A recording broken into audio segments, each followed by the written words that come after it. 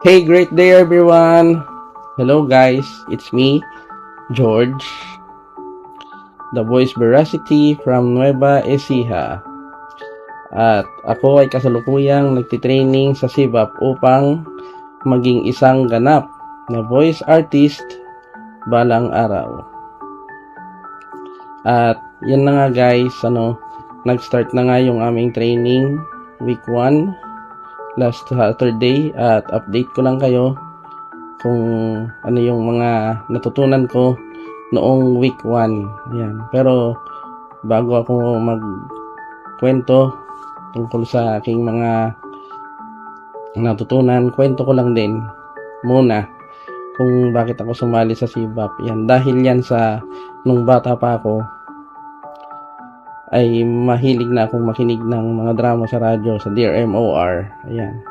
At mula nga noon, nag-umpisa na rin akong mangarap na sana maging ganun din ako. Maging drama artist din ako.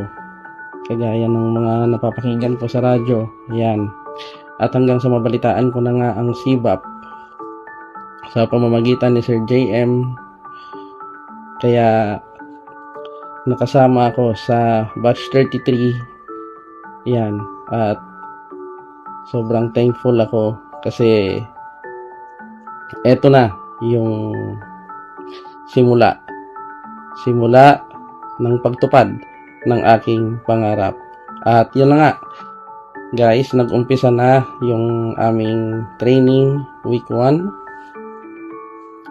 last Saturday at ang natutunan ko doon ay kung gaano kahalaga ang boses. Ayan. At kung ano yung pagkakaiba ng presyo at halaga. Dapat hindi tayo magbase sa presyo. Dapat ang boses natin hindi nakadepende sa kung magkano. Dapat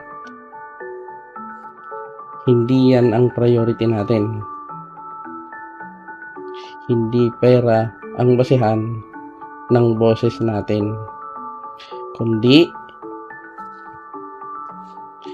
dapat ang boses natin may halaga. Yan. At yan ang pagkakaiba ng value at price. Yan. Mahalaga ang boses mo, kaya walang katumbas yan na presyo. Yan. Hindi, syempre, ang boses mo ay maririnig ng mga taong gustong matuto at yung mga tao na kailangang ma-inspire yan sa pamamagitan ng boses mo. Yan. Nga pala, pasensya na kayo kung ganito pa ako magsalita kasi to tell you honestly guys, first time kong mag-vlog at syempre medyo kinakabahan pa at medyo nahihiya pa. Ayan. Pero syempre sa pagdaan ng aking training sa SIVAP ay nakakasiguro ako na mas mag-i-improve pa yung aking voice skills at mas may enhance pa yan yung aking pagsasalita. And that's all for now guys. Abangan nyo ang aking update next week para sa week 2 ng aming training. Thank you so much for watching. Ingat lagi. Stop recording.